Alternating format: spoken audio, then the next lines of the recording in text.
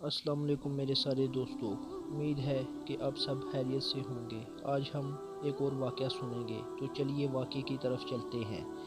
واقعہ شروع ہوتا ہے۔ علی بن حسین کہتے ہیں کہ ہمارا ایک پڑوسی بہت زیادہ عابد تھا۔ ایک مرتبہ اس کے گھر والوں اور پڑوسیوں نے متفق ہو کر اسے کہا کہ شادی کر لے، تو اس نے ایک باندی خرید لی اور اس سے شادی کر لی۔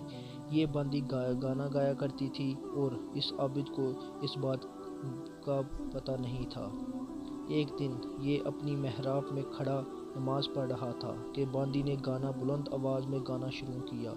اس کی عقل غائب ہو گئی۔ پھر رفتہ رفتہ یہ اس کی طرف مائل ہو گیا اور عبادت چھوڑ کر لذتوں میں مشغول ہو گیا۔ یہ بات اس کے بھائی کو پتہ چلی تو اس نے اپنے بھائی کو خط لکھا۔ اس کے بھائی نے خط میں یہ لکھا تھا: بسم اللہ الرحمن الرحیم۔ یہ خط ایک شفیق اور نصیحت کرنے والے دوست کی طرف سے اس شخص کی طرف ہے جس نے ذکر کی حلاوت اور قرآن کی تلاوت کی لذت سلب ہوگی اور اللہ کا خوف ختم ہو گیا ہے۔ مجھے معلوم ہوا ہے کہ تو نے ایک باندی خریدی ہے اور اس کے بدلے اپنا آخرت کا حصہ بیچ دیا ہے۔ تو نے بہت کو تھوڑے کے بدلے اور قرآن کو گانے والی کے بدلے بیچ دیا۔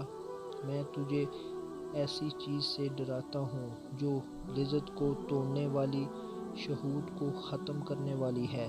جب وہ آئے گی تو تیری زبان بند اور کان ٹوٹ جائیں گے، کفن قریب ہو جائے گا اور گھر والے اور پڑوسی تجھ سے وحشیت کھائیں گے۔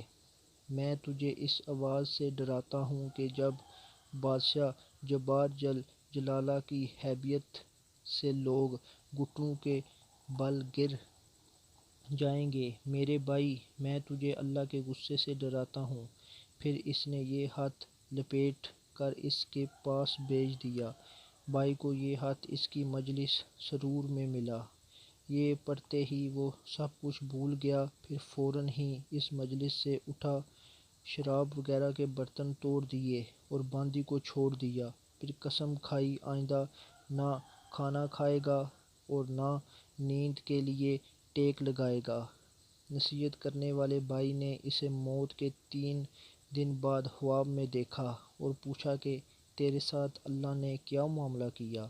اس نے کہا کہ اللہ نے مجھے اس باندی کے بدلے ایک باندی دی ہے جو مجھے طہور پلاتی ہے اور کہتی ہے کہ یہ پی لے، اس کے بدلے جو تو نے چھوڑی تھی۔